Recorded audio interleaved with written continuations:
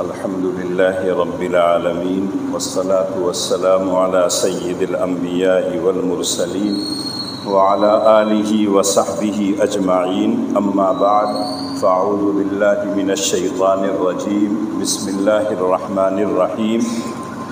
لتبلون في أموالكم وأنفسكم ولتسمعن من الذين أوتوا الكتاب من قبلكم ومن الذين أشركوا أذى كثيرا وإن تصبروا وتتقوا فإن ذلك من عزم الأمور.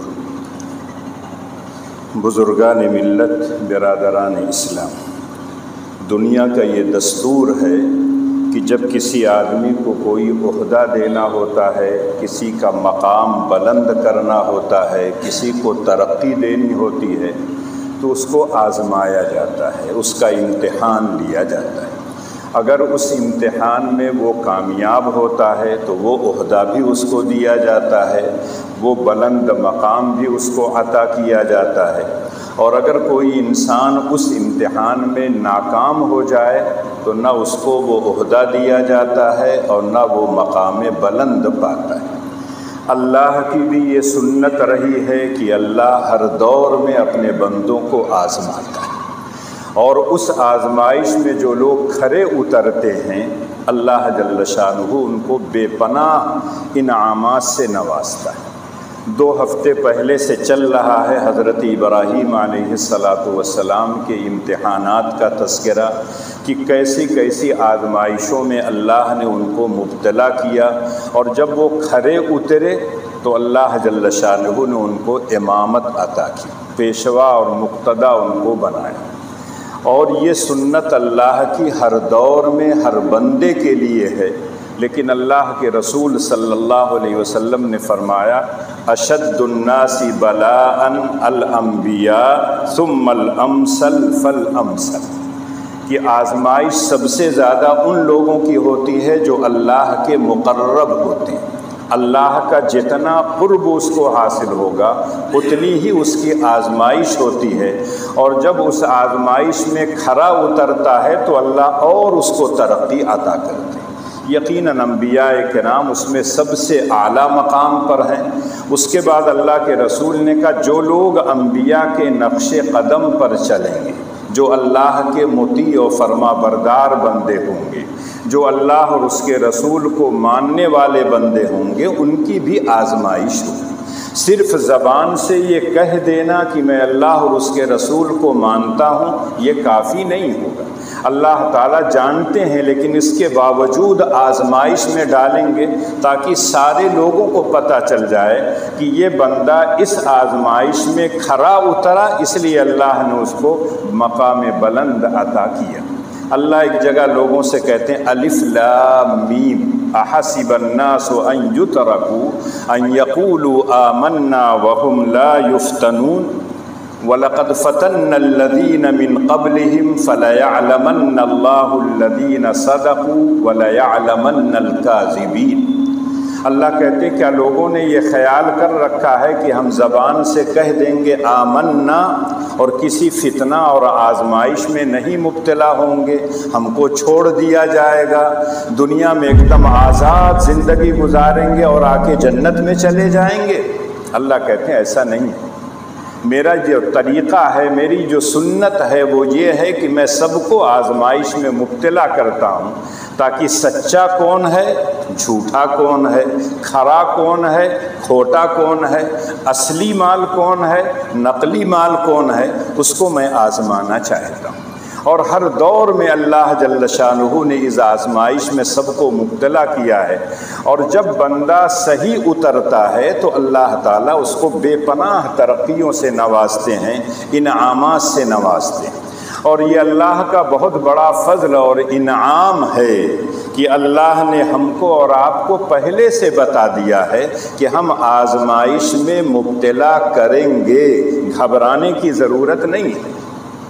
اور یہی وجہ ہے کہ اللہ جل شانہ نے سورہ بقرہ میں ایک جگہ کہا وَلَنَبْلُوَنَّكُمْ بِشَيْءٍ مِّنَ الْخَوْفِ وَالْجُوعِ وَنَقْصٍ مِّنَ الْأَمْوَالِ وَالْأَنفُسِ وَالثَّمَرَاتِ وَبَشِّرِ الصَّابِرِينَ الَّذِينَ إِذَا أَصَابَتْهُم مُّصِيبَةٌ قَالُوا إِنَّا لِلَّهِ وَإِنَّا إِلَيْهِ رَاجِعُونَ أُولَٰئِكَ عَلَيْهِمْ صَلَوَاتٌ مِّن رَّبِّهِمْ وَرَحْمَةٌ وَأُولَٰئِكَ هُمُ الْمُهْتَدُونَ۔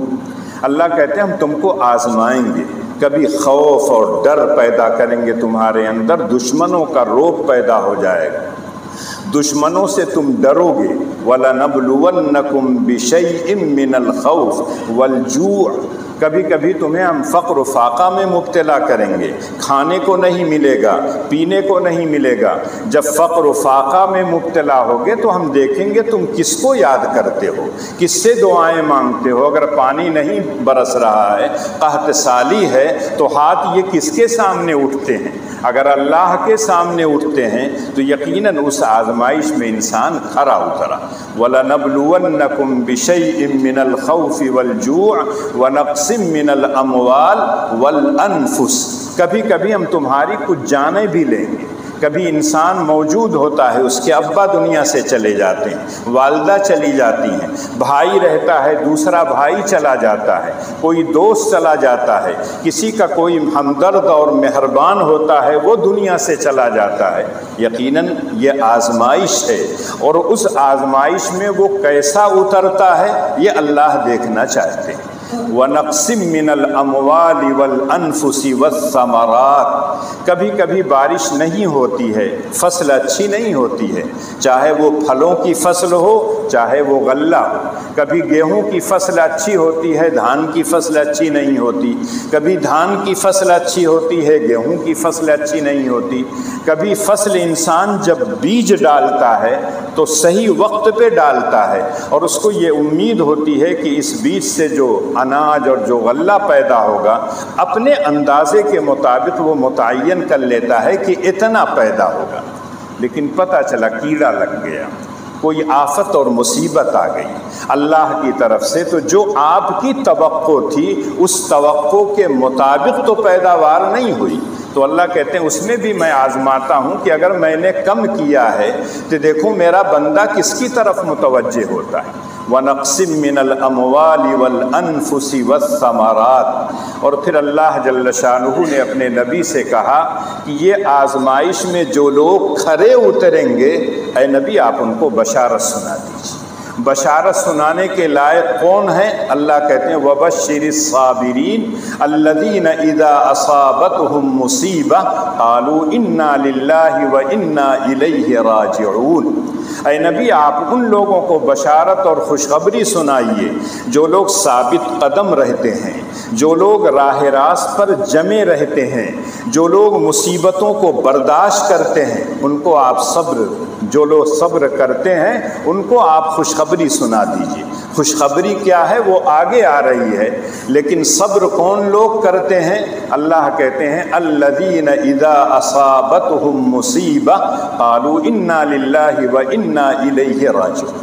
اللہ کہتے ہیں وہ لوگ جب ان پر کوئی بھی مصیبت آئے، کوئی آفت آئے، زمینی آئے، آسمانی آفت آئے، اس آفت کے آنے کے بعد ان کی زبان پر ایک ہی جملہ رہتا ہے انا للہ وانا الیہ راجعون، ہم سب اللہ کے ہیں اور ہم کو اللہ کے پاس لوٹ کر جانا ہے۔ عام طور سے اس آیت کو، اس جملے کو لوگ سمجھتے ہیں کوئی مر جائے تب پڑھا جائے، لیکن اللہ کہتے ہیں اذا اصابتہم مصیبہ، کوئی بھی مصیبت آئے، کوئی بھی آفت آئے، آپ کا بچہ امتحان میں گیا فیل ہو گیا، ایک مصیبت ہے آپ کے لیے، ایک آفت ہے، ایک آزمائش ہے، اس وقت بھی اگر آپ کہتے ہیں انا للہ وانا الیہ راجعون، ہم سب اللہ کے ہیں، اللہ کا جو فیصلہ ہوگا ہم ماننے کے لیے تیار، ہمیں کوئی اعتراض نہیں۔ اگر اس نے تیاری کی اس کے باوجود وہ فیل ہو گیا تو اس میں اس کی کوتاہی نہیں ہے، قسمت میں ایسا ہی لکھا ہوا تھا، کسی وجہ سے وہ فیل ہوا ہوگا، ہو سکتا ہے جیسی تیاری کرنی تھی ویسی تیاری نہ کیا ہو۔ تو جب بھی کوئی مصیبت آئے تو وہ صرف یہی کہتے ہیں انا للہ، ہم سب اللہ کے ہیں اور ہم سب کو اللہ کے پاس لوٹ کر جانا ہے۔ یقینی طور پر جب اللہ کے پاس لوٹ کر جانا ہے، اسی کی ہم سب ملکیت ہیں، تو ہم کو کوئی اعتراض کا حق نہیں ہے۔ اگر کوئی آدمی آپ کو امانت دے کہ میرا یہ 10 لاکھ روپیہ رکھ لیجئے، 1 مہینے کے بعد میں آپ سے لوں گا، مجھے ضرورت ہوگی، اور جب وہ 1 مہینے کے بعد آئے تو آپ رونا اور چلانا شروع کر دیں، نہیں بھیا کہاں ہے پیسہ، کیسے دیا تھا، جبکہ اس نے لکھ کر دیا تھا کہ میں 10 لاکھ دے رہا ہوں آپ کو، یہ بطور امانت ہے اور 1 مہینے کے بعد میں لوٹاؤں گا، آپ کو دینا پڑے گا۔ اب اگر وہ ہیلا اور بہانہ کرتا ہے تو لوگ یہی کہیں گے کہ یہ غلط ہے، اس لیے کہ جب اس نے بطور امانت کے دیا ہے تو آپ کو تو لوٹانا ہے، وہ اس کی امانت ہے۔ ہم سب کو اللہ نے جو نعمتیں دی ہیں سر سے لے کر پیر تک، یہ تمام کی تمام نعمتیں اللہ کی امانت ہیں، یہ پوری کائنات اللہ کی امانت ہے۔ ہم سب کو اللہ نے دنیا میں آنے سے پہلے اس دنیا کو پیدا کیا، اس کو سنوارا، اس کو سجایا، پھر ہم کو بھیجا اور کہا یہ تمام چیزیں تمہارے لیے پیدا کی گئی ہیں، اب میں دیکھنا چاہتا ہوں کہ تم کیا کرتے ہو، میری اطاعت و فرما برداری کرتے ہو یا میری نافرمانی کرتے ہو، میرے حکم کی خلاف ورزی کرتے ہو۔ اگر انسان اطاعت و فرما برداری کرتا ہے تو یقیناً وہ کامیاب انسان ہے، اور جو انسان مخالفت کرے گا چاہے وقتی طور پر، اس کا کپڑا اچھا ہو، اس کا مکان اچھا ہو، اس کے ساتھی بظاہر دیکھنے میں اچھے لگتے ہوں، لیکن آخرت میں جا کے اگر وہ ناکام ہوتا ہے تو دنیا کی یہ چمک دمک اس کے کام نہیں آئے۔ اللہ جل شانہ کا یہ بہت بڑا کرم ہے کہ اللہ نے کہا اے نبی آپ ایسے صابرین کو، استقامت اختیار کرنے والوں کو آپ خوشخبری سنا دیجئے۔ کس بات کی خوشخبری؟ اولئک علیہم صلوات من ربہم ورحمہ واولئک هم المہتدون، یہی لوگ ہیں جن پر اللہ کی رحمتیں، اللہ کی برکتیں، اللہ کی نعمتیں نازل ہوتی ہیں، اور یہی لوگ صراط مستقیم پر چلنے والے ہیں، یہی لوگ ہدایت یافتہ ہیں۔ جو آیت میں نے پڑھی تھی شروع میں، اس کا مفہوم یہ ہے لَتُبْلَوُنَّ فِي أَمْوَالِكُمْ وَأَنفُسِكُمْ وَلَتَسْمَعُنَّ مِنَ الَّذِينَ أُوتُوا الْكِتَابَ مِنْ قَبْلِكُمْ وَمِنَ الَّذِينَ أَشْرَكُوا أَذًى كَثِيرًا وَإِن تَصْبِرُوا وَتَتَّقُوا فَإِنَّ ذَلِكَ مِنْ عَزْمِ الْأُمُورِ۔ اللہ بڑی تاکید کے ساتھ، جو لوگ عربی زبان جانتے ہیں، نون ثقیلہ، لام تاکید، سب اللہ لا کے کہتے ہیں لَتُبْلَوُنَّ، تم کو آزمایا جائے گا، تمہارا امتحان لیا جائے گا، تمہارے مال کے اندر بھی، تمہاری جان کے اندر بھی۔ کبھی میں مال تم سے چھین لوں گا اور کبھی تم کو میں مال دوں گا، دے کر بھی میں آزماتا ہوں اور چھین کر بھی میں آزماتا ہوں۔ دیتا جب ہوں تو دیکھتا ہوں کہ وہ شکر میرا ادا کرتا ہے یا نہیں، اور جب اس کو مال سے میں محروم کر دیتا ہوں تو اس وقت میں دیکھتا ہوں کہ وہ صبر کرتا ہے یا نہیں۔ اس لیے کہ انسان کی فطرت جو ہے وہ جلد بازی کی ہے۔ ان الانسان خلق ہلوعا اذا مسہ الشر جزوعا واذا مسہ الخیر منوعا الا المصلین۔ اللہ کہتے ہیں انسان کی فطرت یہ ہے کہ وہ ہلو پیدا کیا گیا ہے، اس کی خلقت کے اندر، اس کی طبیعت کے اندر بے ہمتی ہے، ذرا سا مصیبت آ گئی تو چیخنا، چلانا، جزا فضا کرنا، ہائے میں تو مر گیا، ہائے میں تو تباہ ہو گیا، آفت آ گئی، کوئی زلزلہ آ گیا، کوئی مصیبت آ گئی، سارے لوگ اس میں مبتلا ہیں، تم ہی تو نہیں ہو، لیکن اتنا شور، اتنا ہنگامہ۔ اللہ کہتے ہیں اذا مسہ الشر جزوعا، اور جب اللہ خوشحالی عطا کرتے ہیں، مال عطا کر دیتے ہیں، خیر کے راستے پر چلنا اس کو، تو غرور و تکبر میں مبتلا ہو جاتا ہے، بخیل اور کنجوس ہو جاتا ہے۔ اگر عبادت کرنے کا موقع مل گیا تو عجب میں مبتلا ہو جاتا ہے، اپنے آپ کو سب سے بڑا سمجھنے لگتا ہے، اور اگر اللہ نے مال دے دیا تو سمجھتا ہے کہ مال کی بنیاد پر میں سب سے اونچا ہوں، سارے لوگ کیا ہیں میرے کمتر ہیں، اور اس مال کو بخیل ہو کر کنجوس ہو کر اپنے پاس رکھے رہتا ہے، کہیں خرچ نہیں کرتا ہے، نہ اپنی ذات پر، نہ اولاد پر، نہ پڑوسیوں پر، نہ ان لوگوں پر جو اللہ کے کمزور بندے ہیں جن کو مال کی ضرورت ہے، ان کو بھی نہیں دیتا ہے۔ لیکن وہاں بھی اللہ نے کہا الا المصلین، جو لوگ پکے مسلمان ہیں، نماز کی پابندی کرتے ہیں، نماز کی مداومت کرتے ہیں، نماز کی محافظت کرتے ہیں، ان کی یہ صفت نہیں ہوتی۔ ان کے اندر تو عجیب و غریب معاملہ ہے۔ اللہ کے رسول کہتے ہیں عجبا لامر المؤمن الامر کلہ خیر، مومن کا معاملہ تو عجیب و غریب ہے، چت بھی اسی کی، پٹ بھی اسی کی۔ اگر اس کو اللہ تعالیٰ خوشحالی عطا کرتے ہیں، نعمتوں سے نوازتے ہیں، فراخی عطا کرتے ہیں تو اللہ کا شکر ادا کرتا ہے۔ جو بندہ شکر ادا کرتا ہے، اللہ کا وعدہ ہے لَأَزِيدَنَّكُمْ، میں اس کی نعمتوں میں اضافہ کروں گا، چین اور سکون کی زندگی نصیب کروں گا۔ اور اگر اس کو میں مصیبت میں مبتلا کر کے آزماتا ہوں تو وہ صبر کرتا ہے، اور اللہ خود کہتے ہیں انما یوفی الصابرون اجرہم بغیر حساب۔ یہی اس آیت میں کہا گیا لَتُبْلَوُنَّ فِي أَمْوَالِكُمْ وَأَنفُسِكُمْ، یہ تو وہی بات ہے جو سورہ بقرہ میں کہی، لیکن یہاں اللہ جل شانہ نے ایک بات مزید کہی وَلَتَسْمَعُنَّ مِنَ الَّذِينَ أُوتُوا الْكِتَابَ مِنْ قَبْلِكُمْ وَمِنَ الَّذِينَ أَشْرَكُوا أَذًى كَثِيرًا، اور ایک ایسی بات تم کو گندی اور بری کہی جائے گی جس سے تمہیں تکلیف ہوگی، اور وہ بات کون کہے گا؟ اہل کتاب یہود و نصارہ کہیں گے، دوسرے مذاہب کے ماننے والے کہیں گے، جو کفار مکہ مشرکین ہیں وہ کہیں گے، اور ان باتوں کو سن کر تمہیں تکلیف ہوگی، یہ میں جانتا ہوں، اور تم سے پہلے ہی سے بتا رہا ہوں کہ سن لو اس بات کو کہ تمہیں آئندہ سننا پڑے گا۔ اللہ کے رسول صلی اللہ علیہ وسلم اس دنیا میں موجود ہیں، اللہ کی طرف سے حکم ملتا ہے جو اللہ کے راستے میں خرچ کرے گا اللہ اس میں اضافہ کر کے دے گا۔ قرآن نے جو اسلوب اختیار کیا ہے من ذا الذی یقرض اللہ قرضا حسنا فیضاعفہ، کون آدمی ہے جو اللہ کو قرضہ دے گا؟ اس لیے کہ جب ایک انسان کسی انسان کو قرض دیتا ہے تو اس کو یقین ہوتا ہے کہ میرا قرضہ مجھ کو ملے گا۔ اللہ کہتے ہیں مجھ کو کون قرضہ دے گا، میرے راستے میں کون خرچ کرے گا، میں اس قرض کو اضافہ کر کے دوں گا۔ ایک نیک کام کرے گا تو 10 گنا 700 گنا اس سے زیادہ اضافہ کر کے دوں گا۔ جب کفار مکہ نے، یہودیوں نے یہ بات سنی تو کہنے لگے ان اللہ فقیر ونحن اغنیاء، اللہ میاں فقیر اور محتاج ہیں، العیاذ باللہ، ہم سے قرضہ مانگ رہے ہیں، ہم تو اغنیاء ہیں، مالدار ہیں، اللہ میاں کو ضرورت پڑ گئی ہم سے قرضہ مانگنے کی۔ جب یہ آیت نازل ہوئی ہے اس سے پہلے حضرت ابوبکر صدیق رضی اللہ تعالیٰ عنہ کے سامنے ایک یہودی نے، ایک منافق نے یہ بات کہی ان اللہ فقیر ونحن اغنیاء۔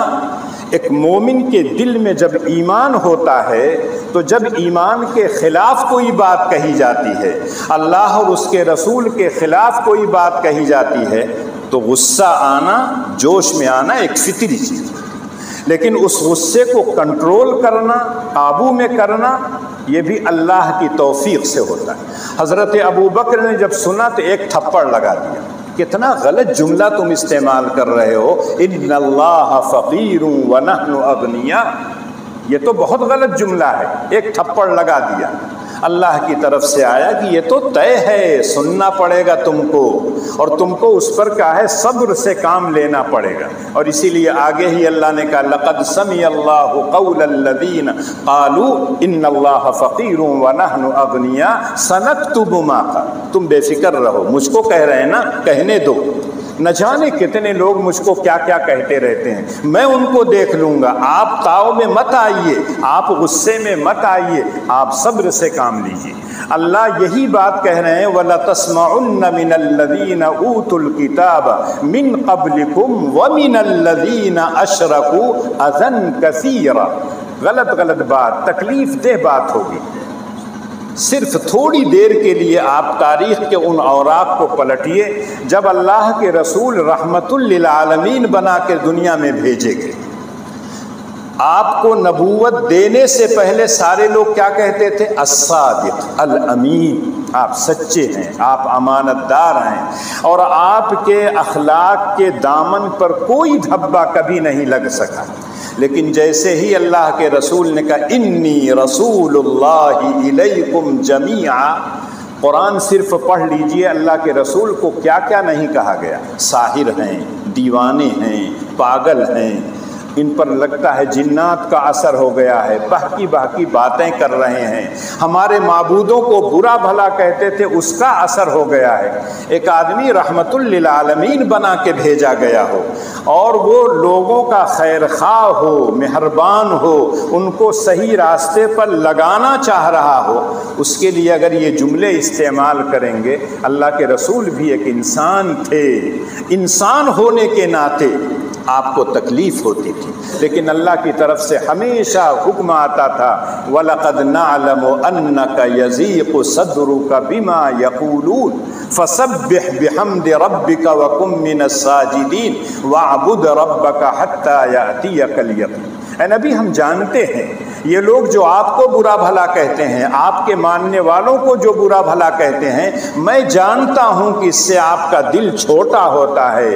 آپ کو رنج ہوتا ہے، آپ کو تکلیف ہوتی ہے، لیکن آپ ان کے چکر میں مت پڑیے، آپ اپنا کام کیجئے، ہم اپنا کام کریں گے۔ اِنَّا كَفَيْنَاكَ الْمُسْتَهْزِئِينَ، جو لوگ آپ کا استہزاء اور مذاق اڑاتے ہیں، ہم ان سے نمٹ لیں گے، ہم تنہا کافی ہیں، کوئی لاہ و لشکر نہیں چاہیے، آپ کو کچھ کہنے کی ضرورت نہیں، آپ کا جو کام ہے کہ اس رب سے آپ کا تعلق اور مضبوط ہونا چاہیے۔ فَسَبِّحْ بِحَمْدِ رَبِّكَ وَكُن مِّنَ السَّاجِدِينَ وَاعْبُدْ رَبَّكَ حَتَّى يَأْتِيَكَ الْيَقِينُ۔ آپ اپنے پروردگار کی بندگی اور عبادت میں لگے رہیے، جو اس کا حکم ملے اس حکم کے مطابق آپ زندگی گزارتے رہیے، صبر سے آپ کام لیجیے۔ یہی بات قرآن نے اخیر میں کہا وَإِن تَصْبِرُوا وَتَتَّقُوا، اور اگر تم لوگوں نے صبر سے کام لیا، تقوی کی زندگی اختیار کی، یہ سب کے بس کی بات نہیں۔ اللہ کہتے ہیں ذَلِكَ مِنْ عَزْمِ الْأُمُورِ، یہ بڑے اونچے کام ہیں، یہ سب کے بس کی بات نہیں ہے، صبر کرنا اور تقوی کی زندگی اختیار کرنا۔ اسی لیے میں اکثر کہا کرتا ہوں کہ تقوی تو ہم لوگوں کو نہیں آتا، تقوی کا حیضہ ہو جاتا ہے البتہ، اور بہرحال حیضہ اچھی چیز نہیں۔ تقوی التقوی ہا ہنا، اللہ کے رسول اشارہ کر کے کہتے تھے التقوی ہا ہنا، دل کی کیفیت کا نام۔ جب آپ کے دل میں یہ بات بس جائے کہ میرا مولا اگر خوش ہو رہا ہے تو یہ کام مجھ کو کرنا ہے، دنیا مخالفت کرے، دنیا مجھ کو مارے، دنیا مجھ کو پیٹے، گالیاں دے، لیکن میرا مولا اس سے خوش ہوگا، مجھ کو کرنا ہے۔ اور اگر آپ کو یہ بات معلوم ہو جائے کہ اللہ ناخوش ہوں گے اس کام کے کرنے سے، آپ فوراً اپنا قدم پیچھے کر لیجئے، چاہے دنیا اس کام کو کتنا ہی اچھا کہے، لیکن آپ اس کو اختیار نہ کریں۔ اللہ نے صاف کہہ دیا احل اللہ البیع وحرم الربا، خرید و فروخت تو حلال ہے، بیع و شراء لینا دینا یہ جائز ہے، لیکن سود لینا حرام ہے۔ اب سود کسی بھی نام سے آئے وہ سود حرام ہی نہیں، اس کو سارے لوگ دنیا کے کہیں کہ یہ اچھی چیز ہے، لیکن اگر آپ اللہ کے ماننے والے ہیں تو آپ اس کو کبھی نہیں اپنائیں گے۔ اللہ اسی بات کو دو لفظوں میں کہہ رہے ہیں وَإِن تَصْبِرُوا وَتَتَّقُوا۔ صبر کا جب لفظ ہم آپ سنتے ہیں تو ہم سمجھتے ہیں لاچاری، بے بسی، کیا کری، صبر کے علاوہ کوئی چارہ نہیں۔ صحیح ہے کہ یہ صبر اسی حالت میں ہوتا ہے، لیکن صبر کی کئی شاخیں، الصبر علی الطاعات، الصبر عن المعاصی، الصبر علی المصائب۔ صبر کے معنی آتے ہیں اپنے آپ کو روکنا، اپنے آپ کو تھامنا، اگر اللہ کی اطاعت پر اپنے آپ کو روکے ہوئے ہیں، اسی کا نام استقامت ہے، اسی کا نام ہے راہ حق پر جمنا۔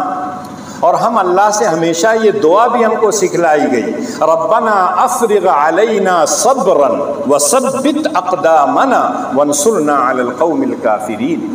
اے اللہ ہمیں صبر، بے پناہ صبر کی قوت اور طاقت عطا کر دیجیے، تاکہ جو کچھ بھی دشمن کہیں ہم اس کو برداشت کریں، اور اس کی تدبیر جو ہم سے ہو سکتی ہے قانونی طور پر، اصولی اعتبار سے، اخلاقی اعتبار سے، وہ تمام تدبیریں ہم اختیار کریں گے۔ ہم لاچار نہیں ہیں۔ الصبر علی الطاعات، حدیث میں آتا ہے کہ اگر کوئی شخص تم کے کہے شرک کرو تو شرک اختیار مت کرنا، وَإِنْ حُرِّقْتَ أَوْ قُتِّلْتَ، اگر تمہیں جلا دیا جائے، تمہیں بوٹی بوٹی کر دیا جائے، تب بھی شرک مت اختیار کر۔ اس سے پتہ چلتا ہے کہ عام آدمی جو چاہتا ہے ایمان جہاں چاہے بیچ دے، ایمان اتنا آسان سودا نہیں ہے۔ ایمان بڑی قیمتی چیز ہے، اور اس قیمتی چیز کی حفاظت کے لیے ہم کو اور آپ کو ہر وقت چوکنا رہنا پڑے گا۔ کہیں ایسا نہ ہو کہ جو دولت ہم کو ملی ہے اس میں شیطان کے چیلوں نے کہیں سینت تو لگا دی نہیں ہے۔ اس لیے کہ اگر ہم بھی اسلام سے پھر گئے، اسلام کے قوانین کو ہم نے نہیں مانا، نہ اللہ کا کوئی نقصان ہوگا اور نہ اللہ کے رسول کا ہوگا، نہ اللہ کے دین کا ہوگا، نقصان ہمارا اپنا ہوگا۔ اس لیے آج بہت سے لوگ کہتے ہیں لوگ مرتد ہو رہے ہیں، اگر اس میں ہماری کمی ہے، اسلام کی اچھی تعلیمات کو ہم ان تک نہیں پہنچا پا رہے ہیں، وہ لالچ میں، کہیں خوف میں، کہیں عہدے کی لالچ میں، کہیں حسین عورت کی لالچ میں، کہیں پیسے کی لالچ میں، کہیں مکان کی لالچ میں، کہیں سیر و تفریح کی لالچ میں اگر بکھر جا رہے ہیں، اسلام کو چھوڑ کر چلے جا رہے ہیں، اسلام کو کوئی نقصان نہیں۔ یہ بات بالکل طے ہے، اور ہم کو اور آپ کو اپنے دل میں یہ بات بیٹھا لینا چاہیے، اس لیے کہ اللہ جل شانہ خود کہہ رہے ہیں وَإِن تَتَوَلَّوْا يَسْتَبْدِلْ قَوْمًا غَيْرَكُمْ ثُمَّ لَا يَكُونُوا أَمْثَالَكُمْ۔ اگر یہ لوگ اللہ کے راستے سے پھر گئے، اللہ کی اطاعت اور فرمانبرداری نہیں کیے، تو اللہ تعالیٰ ان کا محتاج نہیں، اللہ تعالیٰ دوسری قوم لے آئے گا جو اللہ کے دین پر چلیں گے، اور اللہ ان کے ذریعے سے دین کی حفاظت کرے گا۔ جب اللہ کا یہ وعدہ ہے کہ دین اسلام سب سے پسندیدہ دین ہے، دین اسلام کے علاوہ میں کسی دین کو قبول نہیں کروں گا، دین کا سرچشمہ قرآن ہے جو متن ہے، اللہ کی طرف سے الفاظ اور معانی سب کچھ آئے ہیں، اور اللہ کے رسول نے جو اس کی تشریح کی ہے جس کو حدیث رسول کہا جاتا ہے، انا نحن نزلنا الذکر وانا لہ لحافظون، ہم نے قرآن اتارا ہے، ہم قرآن کی حفاظت کریں گے۔ قرآن کی حفاظت جب اللہ نے وعدہ کر لیا ہے، کسی اور کتاب کی حفاظت کا وعدہ نہیں کیا۔ دین اسلام کا سرچشمہ قرآن ہے، اگر قرآن محفوظ ہے دین محفوظ ہے۔ اللہ کے رسول کی احادیث، اقوال، افعال، کردار، عادات، دعائیں، ہر چیز جب محفوظ ہے تو یقینی طور پر دین محفوظ ہے۔ اب اگر اس دین میں کوئی داخل ہوتا ہے تو اللہ کی رحمتوں اور برکتوں کا حقدار بنے گا، اور اگر اس دین سے بیزاری اختیار کرتا ہے تو خود اللہ میاں کہتے ہیں وَمَن يَرْغَبُ عَن مِلَّةِ إِبْرَاهِيمَ إِلَّا مَن سَفِهَ نَفْسَهُ، بیوقوف ہے، نادان ہے۔ اتنا اچھا دین اللہ نے دیا، اتنی سہولتیں، اتنی آسانیاں اللہ نے دی، اس کے باوجود وہ انسان دین میں داخل ہو کر اگر دین سے نکل رہا ہے تو اس سے بڑا بیوقوف اور نادان کوئی نہیں ہے۔ اللہ کہتے ہیں دو چیزیں چاہیے، الصبر، التقوی۔ صبر کے کہا کہ صبر کی پہلی شاخ ہے الصبر علی الطاعات، اللہ کی اطاعت پر ڈٹنا، جمنا، اور دوسری شاخ ہے اللہ کی معصیتوں سے اپنے آپ کو روکنا، جس کو کہا جاتا ہے الصبر عن المعاصی، معصیت سے اپنے آپ کو روکنا، اور ایک ہے الصبر علی المصائب، مصیبتیں آئیں تو اس پہ صبر کرنا، برداشت کرنا۔ ایک آدمی کا جاڑے کے دن میں فجر کی نماز میں آتا ہے، کیا اس کو مشقت نہیں ہوتی؟ کیا اس کو پریشانی نہیں ہوتی؟ گرمی کے دنوں میں کھولتا ہوا گرم پانی رہتا ہے ٹنکی سے، ٹھنڈا پانی کہیں ملنے کی امید نہ ہو، بے وضو ہو، اسی گرم پانی سے وہ وضو کرتا ہے، کیا اس میں مشقت نہیں ہوتی؟ مشقت ہوگی، لیکن اس مشقت کو برداشت کرنا پڑے گا۔ صحابہ کرام کے بارے میں آتا ہے کہ جب وہ ظہر کی نماز پڑھنے جاتے تھے، اس زمانے میں مسجدیں اس طرح سے فرش نہیں بنا ہوا، کنکریاں چھوٹی چھوٹی رہتی تھی، اور دھوپ کی جب تپش پڑتی تھی تو اتنا گرم ہو جاتی تھی کہ سجدہ کرنا اس پر مشکل ہوتا تھا۔ حدیث کی کتابوں میں ہے کہ صحابہ اپنی آستین پر سب کرتے تھے، کچھ لوگ اٹھا کے پہلے کا ایسے تھوڑی دیر رکھ لیتے تھے، کچھ ٹھنڈی ہو جاتی تھی تو وہاں ڈال دیتے تھے، پھر اس پر سجدہ کرتے تھے۔ تو یہ مشقت تو ہو، کوئی آدمی دین پر چلنا چاہتا ہے، مشقت تو اس کو برداشت کرنا پڑے گا، اور یہ بات اللہ نے بہت پہلے کہی ہے، وَاسْتَعِينُوا بِالصَّبْرِ وَالصَّلَاةِ وَإِنَّهَا لَكَبِيرَةٌ۔ 5 وقتہ نماز پڑھنا یہ سب کے بس کی بات نہیں ہے، یہ بہت بڑا کام ہے، جس کو اللہ کے ہاں جانے پر یقین ہوگا، جاڑا ہو، گرمی ہو، برسات ہو، دیر تک جگا ہو، نیند نہ آئی ہو، تکلیف ہو، جس حالت میں ہوتا ہے، جس حالت میں اس کو جیسی نماز پڑھنی چاہیے وہ نماز پڑھ لیتا ہے۔ لیکن ایک آدمی جب اللہ کے ہاں جانے پر یقین نہیں ہوتا ہے تو چھوٹے چھوٹے چیزیں بہانہ بنتی ہیں، میٹنگ چل رہی ہے، میٹنگ کے بعد پڑھ لیں، جماعت چھوڑ دیتا ہے، جلسے ہو رہے ہیں، جلسہ ختم ہوگا تب نماز پڑھ لیں، اگر وہاں انتظام ہے سب لوگوں کی جماعت کا تب تو کوئی بات نہیں، اعلان کر دیجئے کسی کی جماعت چھوٹنے نہ پائے، لیکن پتہ چلا کہ جلسے کے بعد سب لوگ چلے گئے، نہ جانے کتنے لوگوں کی نماز چھوٹ گئی۔ تو اصلاح کا جو کام ہو اس میں بھی ہمیشہ خیال رکھنا چاہیے، اور دین اسلام جب بھی اختیار کریں گے تو کچھ نہ کچھ تو آپ کو مشقت برداشت کرنی پڑے گی۔ ایک زمانہ وہ تھا لوگ پیڑ کے نیچے جا کے بیٹھ جاتے تھے، کہتے تھے بڑی اچھی ہوا چل رہی ہے، ٹھنڈی ہوا چل رہی ہے، دل ٹھنڈا ہو گیا، بلکہ مئو کی زبان میں کہیں دلہ ٹھنڈا ہو گیا، بڑکا۔ آج جو ہے ہمارے گھروں میں نہ جانے کتنی چیزیں لگی ہوئی، بجلی ہے، انویٹر ہے، جنریٹر ہے، اے سی ہے، اور معلوم نہیں کیا کیا ہے۔ جو لوگ جس حیثیت کے ہیں وہ اپنی حیثیت کے مطابق سب رکھے ہوئے ہیں، لیکن جب لائٹ چلی جاتی ہے، جنریٹر کتنی دیر چلائیں گے تو ان کو کچھ دیر بند کرنا پڑتا ہے، انویٹر کتنی دیر چلائیں گے اس کو بھی بند کر دیتے ہیں، تھوڑی دیر برداشت کرتے ہیں، لیکن کچھ نہ کچھ ہوتا ہے۔ پہلے زمانے میں چولہا جلایا جاتا تھا، برسات کے دنوں میں چولہا جلانا عورتوں کے لیے بڑا مشکل کام ہو جاتا تھا، آج تو خالی کان اینٹھ دیجئے جل گیا، دبا دیجئے فوراً تیار ہو گیا۔ اس زمانے میں اگر کیا ہے کسی کو کھانا پکانا ہوتا تھا عورتیں رو پڑتی تھیں، اور آج کچھ نہیں ہے، لیکن ہمارے گھروں میں جب پوچھیے تو عورتیں کیا کہیں گی؟ بڑا کام ہے، بڑی مصروفیت ہے۔ اس زمانے میں کوٹتی بھی تھی، پیستی بھی تھی، اور سارا کام کرنے کے بعد بچوں کی تعلیم و تربیت پر بھی لحاظ کرتی تھی، محلے کی بچیوں کو، چھوٹے بچوں کو قرآن پڑھاتی تھی، یہ سارا کام کرتی تھی، اس کے ساتھ اپنا کپڑا بھی دھلتی تھی، اپنے گھر کی صفائی ستھرائی بھی کرتی تھی۔ آج کوئی کام نہیں ہے، لیکن سب لوگ اتنا مصروف ہیں، الامان الحفیظ۔ اکثر جو میں کہا کرتا ہوں کہ فجر کی نماز میں کہیں بھی چلے جائیے، محلے کی آبادی اور فجر کی نماز میں مسجد کی آبادی، آسمان زمین کا فرق آپ کو نظر آئے، کہیں بھی چلے جائیے۔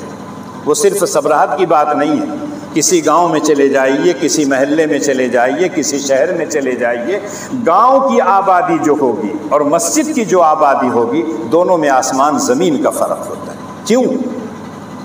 اس لیے کہ ہم صرف نام کے مسلمان ہیں۔ وَإِن تَصْبِرُوا وَتَتَّقُوا، تو صبر علی الطاعات، صبر عن المعاصی، الصبر علی المصائب۔ صبح کو اٹھنا سب کے بس کا کام نہیں ہے۔ سب لوگ کہتے ہیں، اگر ڈاکٹر کہہ دے کہ صبح کو اٹھا کیجئے صحت صحیح رہے گی، تو 3 بجے سے دوڑنا شروع کر دیں گے ڈنڈا لے کے، اور کہیں گے ڈاکٹر نے بتایا ہے 7 کلومیٹر چلنا آنا ہے تبھی تمہاری شوگر کنٹرول ہوگی۔ لیکن اللہ کے رسول نے بہت پہلے کہا تھا، سحر کے وقت آخری شب میں اٹھنا یہ دأب الصالحین ہے، نیک لوگوں کا طریقہ ہے۔ جو لوگ سوتے ہیں فجر کے بعد یا صبح کو، دنیا ان کو چھوڑ دیتی ہے سوتا ہوا. اپنی زبان بھی ہم کہتے ہیں جو سویا وہ کھویا. اور جو لوگ جاگتے ہیں، جب جاگے گا انسان نماز بھی پڑھے گا، تلاوت بھی کرے گا، ذکر و اذکار بھی کرے گا، ورزش بھی کرے گا، سارے کام کرے گا. تو وَإِن تَصْبِرُوا، اللہ نے کہا کہ یہ دو کام کر لو، ایک تو صبر اور ایک ہے تقوی. اور تقوی کے متعلق کئی مرتبہ کہہ چکا کہ ہمارے تمام اعمال کی روح اور جان ہے، اس کو نکال دیجئے تو کچھ نہیں ہوگا. آپ اس سے پہلے حضرت آدم علیہ السلام کے دو بیٹوں کا واقعہ سن چکے ہیں، حابیل اور قابیل کا. وہاں اللہ نے حابیل کی قربانی کو قبول کیا تھا اور اللہ نے کہا تھا انما یتقبل اللہ من المتقین، اللہ تعالیٰ متقیوں کی قربانی قبول کرے. اسی لیے اللہ نے کہا لن ینال اللہ لحومها ولا دماؤها ولکن ینالہ التقوی منکم. اللہ تعالیٰ جذبات دیکھتے ہیں، جانور نہیں دیکھتے ہیں کتنا موٹا ہے، کتنا تازہ ہے، کتنے پیسے کا ملا ہے. کوئی آدمی کہے 70,000 کا میں نے خریدا ہے، اگر دل میں صحیح جذبہ ہے تو آپ یقین کیجئے اللہ نے آپ کو دیا ہے 1 لاکھ 2 لاکھ کا بکرا قربانی کیجیے. لیکن اگر آپ کی حیثیت اتنی نہیں ہے اور اس حیثیت کو آپ دکھانا چاہتے ہیں صرف لوگوں کو، رتی بھر آپ کو اجر و ثواب نہیں ملے گا. معمولی بکرا اگر کر لیتے تو شاید اس پہ ثواب زیادہ ملتا. اسی طرح سے جہاں اللہ عبادت کا حکم دیتے ہیں تو کہتے ہیں لعلکم تتقون، میں تمہاری عبادتوں کا محتاج نہیں ہوں، میں تو صرف اس لیے تم سے عبادت کرواتا ہوں کہ تم کامیاب ہو جاؤ. اللہ کہتے ہیں ایک جگہ یا ایھا الذین آمنوا ارکعوا واسجدوا واعبدوا ربکم وافعلوا الخیر لعلکم تفلحون. اے ایمان والو رکوع اور سجدہ کرو، یعنی نماز پابندی سے پڑھو. پھر اس کے بعد کہتے ہیں اور اپنے پروردگار کی بندگی کرو. بندگی میں نماز داخل ہے لیکن اس کے باوجود اللہ نماز کا تذکرہ پہلے کہتے ہیں ارکعوا واسجدوا. اور جب ہم آپ تاکید کرتے ہیں نماز کی تو کہتے ہیں خالی مولویوں کا کام ہے، خالی دے نماز دے نماز، نماز کے علاوہ کوئی اور بات ان کے پاس نہیں. قرآن پڑھیے، قرآن کا ایک لفظ بتاتا ہے کہ اللہ جل شانہ نے نماز پر کتنی تاکید کی. یہ مولویوں کا کام نہیں ہے، یہ تو اللہ اور اس کے رسول نے بتایا ہے. جو مولوی ہوگا، نبی کا جانشین ہوگا، اس کی ذمہ داری بنتی ہے کہ وہ آپ کو متنبہ کرے، نہیں کرے گا تو اس کی پکڑ ہو.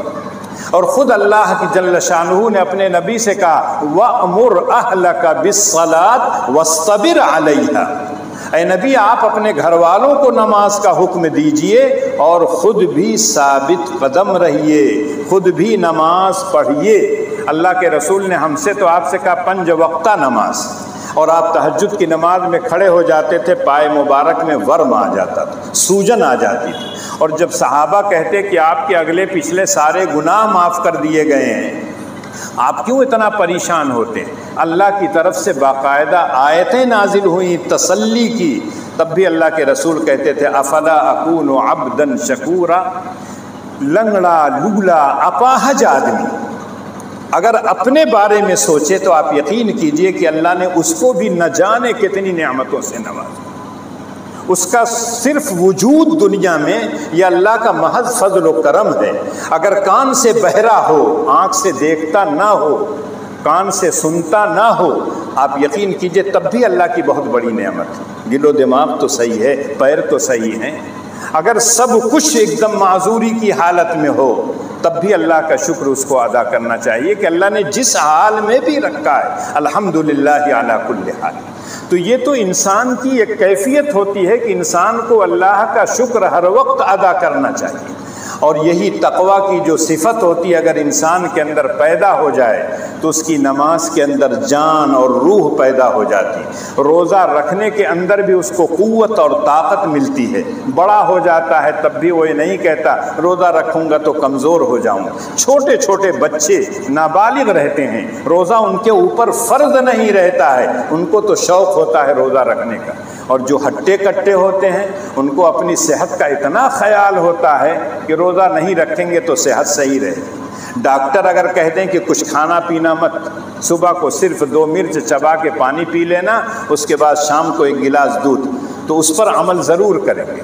لیکن اللہ کا جو حکم ہے سال بھر نہیں، 1 مہینہ صرف، اس کے لیے ہم آپ تیار نہیں ہوتے۔ تو اللہ کہتے ہیں وَإِن تَصْبِرُوا وَتَتَّقُوا فَإِنَّ ذَلِكَ مِنْ عَزْمِ الْأُمُورِ۔ ایک جگہ اللہ کہتے ہیں اگر تمہیں دشمنوں سے نجات چاہیے، دشمنوں سے حفاظت چاہیے، آفات، بلیات، مصائب سے آپ کو حفاظت چاہیے، تو اللہ ایک جگہ تمام مسلمانوں کو مخاطب کر کے کہتے ہیں یا ایھا الذین آمنوا استعینوا بالصبر والصلاۃ۔ اے ایمان والو، اللہ کی مدد چاہو، اللہ کی طرف پلٹو، اللہ کی طرف لوٹو، رجوع الی اللہ، انابت الی اللہ، ففروا الی اللہ، اللہ کی طرف بھاگو۔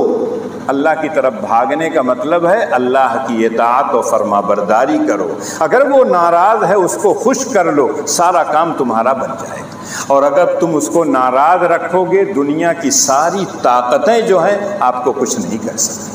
ما یفتح اللہ للناس من رحمت فلا ممسک لہ وما یمسک فلا مرسل لہ۔